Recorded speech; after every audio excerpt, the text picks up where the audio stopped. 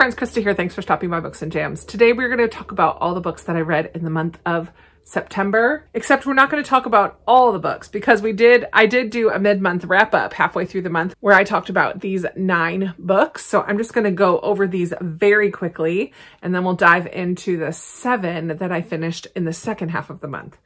So I've already talked about 3 Keys by Kelly Yang, the second in a series. I rocked series September, by the way. Then I also finished Rise of the World Eater by Jamie Littler, the third and final in a trilogy. Middle grade, both of those are middle grade. I started a new series, Ross Poldark, but I also DNF'd it because I'm not going to continue with the books, but I am going to continue with the show. I finished another series, The Rajas, I think it's called, but this is the Emma Project by Sonali Dev. The first one is Pride, Prejudice, and Other Flavors. I really liked the first one, but as the series went on, I didn't care for it as much. But it's finished now, and that one needs to go back to the library. Another series book that I read at the first half of the month was Twilight Falls, a Shady Hollow mystery series by Juno Black. This is the third in this series. I completed a middle grade duology by reading Coyote Lost and Found by Dan Gemeinhardt. Enjoyed that one. Another sequel that I read was A Trace of Poison by Colleen Cambridge. This is the second in the Phillida Bright mystery series. I completed the Maid series by Nita Prose by reading The Maid's Secret, which is the third book in this series. And then the one non-series book that I read the first half of the month was Nothing Else But Miracles by Kate Elbis. Now we will move right into the books that I read the second half of the month. I do have 2 books that were not part of a series and 5 that were. So my Patreon book club book for the month of September was To Kill a Mockingbird by Harper Lee. I ended up giving this one 4 stars. I think when I first read it, I gave it 5 stars. We had a very good discussion about how reading this as an adult and from a 2025 lens changes our perspective a little bit. It was very difficult to listen to because the N-word is used over and over and over. And there was a lot that I didn't notice as a youngster that I noticed now, but it was a very compellingly told story. Scout is our narrator reflecting, as an adult, reflecting back on this one summer of their lives. I really appreciated the kids at the beginning of this and the antics that they got up to. There was one house on their street where there was a man who lived in there, Boo Radley, who never came outside. And so it kind of was built up to the level of legend in their mind. And they would run, like dare each other to run and touch the house. And there was a little tree with a nook inside of it, and they often found things in that nook. So I loved the connection between the kids and Boo Radley throughout the story. The story of Tom, the black man who was accused of attacking a white girl in town, a lower class white girl in town. And Atticus was assigned to be his public defender, his lawyer. And the whole courtroom scene and the after effects afterwards were very difficult to read. I was captivated by the story. I'm so glad that I read it again, and yeah, ended up giving it 4 stars in the end. The other non-series book that I read was Frederick Bachman's My Friends. I have completed Frederick Bachman's canon right now. I've read him to 0, and I'm not going to talk about this one too much because this was one of my 5-star prediction reads. I will just say that I love Frederick Bachman's writing. He can pack a punch. He can get you feeling all different kinds of emotions throughout the course of the story.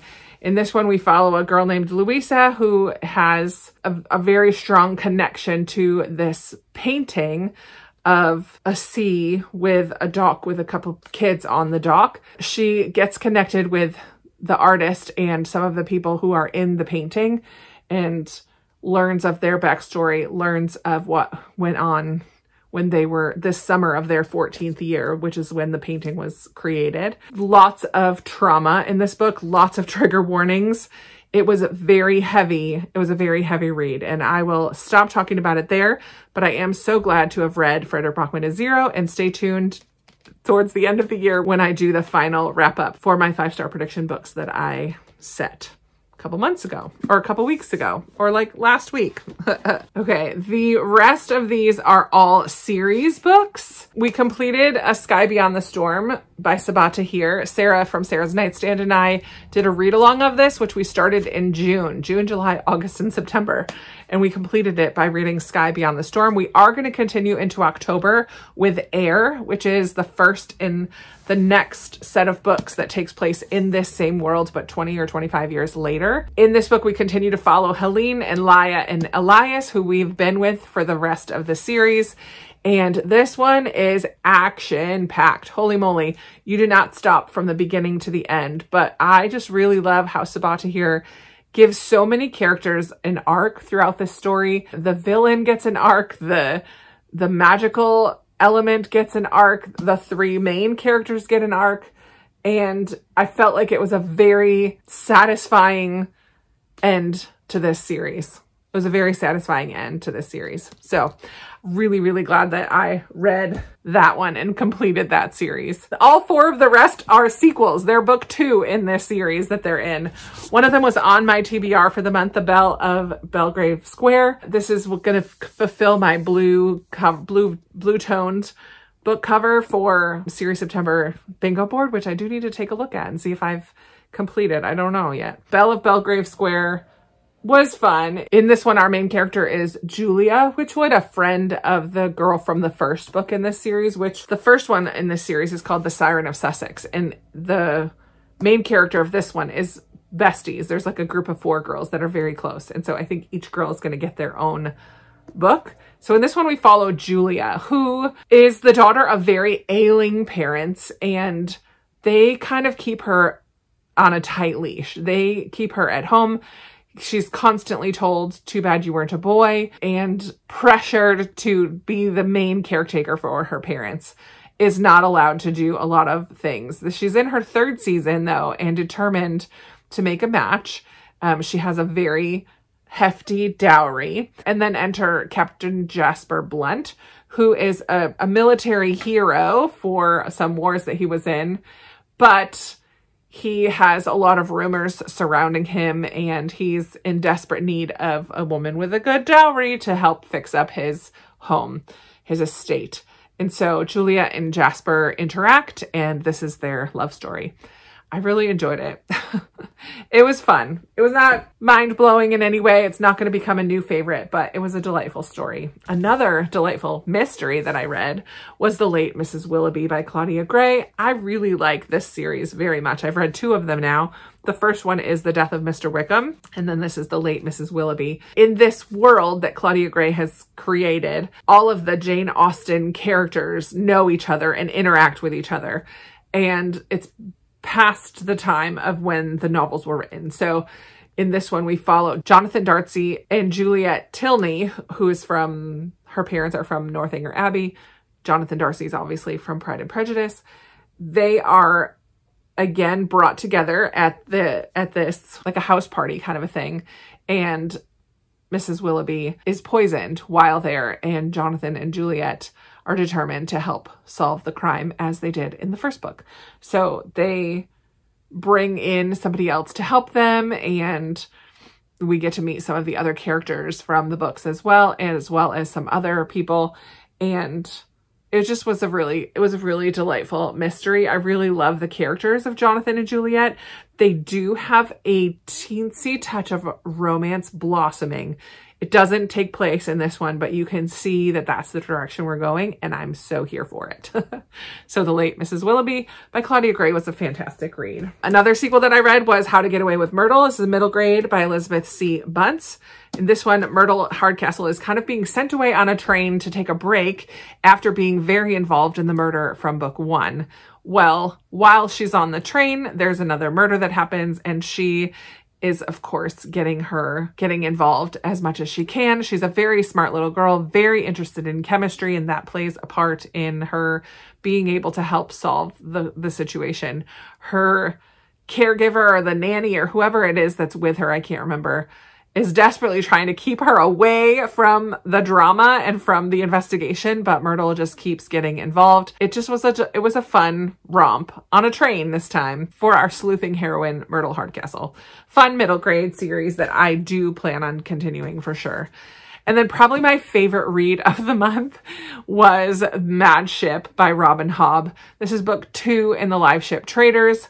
I just kind of picked it up on a whim, which is amazing because it's such a chunky book. This has over 830 pages, 850 exactly, I think.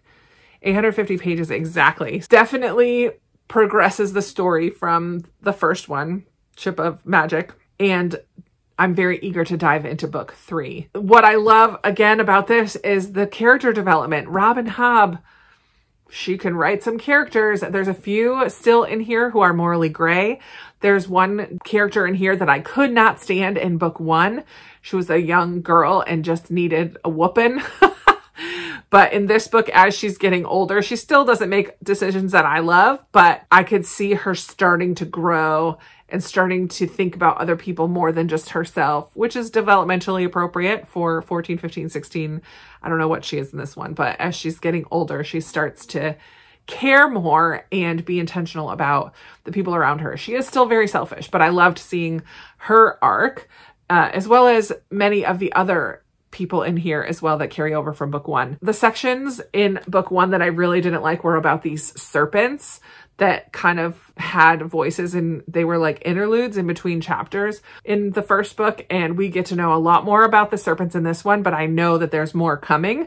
So I'm starting to understand things a little bit more, but I still have a lot of questions. I'm very curious what's going to happen when Althea reconnects with her ship. She's not there yet, but she's on another boat going to rescue her boat. She was separated from her ship in book 1. And in this book, the main part of her storyline is her trying to get back to her ship. She's not there yet. So I'm very intrigued because we've followed her ship. In the series, there are some ships that are live ships. It's called the Live Ship Traders series. Trilogy. It's very hard to explain, but I'm very curious what will happen when Althea reconnects with her ship again. And there's just a lot of storylines, but I'm invested in all of them. I really am eager. I will probably read it, the third one, Ship of Destiny, before the end of the year. I don't think I'm going to get to it in October, but you never know. This one I picked up on a whim. Maybe I'll pick up the third one. So all in all, in September, I read 16 books, which is fantastic. And most of them were books in series. So I made a lot of progress in my series in the month of September, which I'm thrilled about. I would love to hear from you. How did your reads go in the month of September? What were some of your favorites? Any that you would recommend to me? Have you read any of these ones that I read? How did you do with series September? Did you make progress or not? Did you not participate at all? And that's fine too. Let's chat down in the comments below about all things September reads and anything else that you'd like to chat about. And if you've made it this far, but you don't really have anything else to add, go ahead and put a colorful leaf emoji. I know there are some fall leaf emojis, 2 or 3 of them. Pick one of those or all of them to put in the comments just to let me know that you were here watching and supporting my channel in that way. I really appreciate all of you for being here, and I look forward to chatting with you in another video very soon. Bye.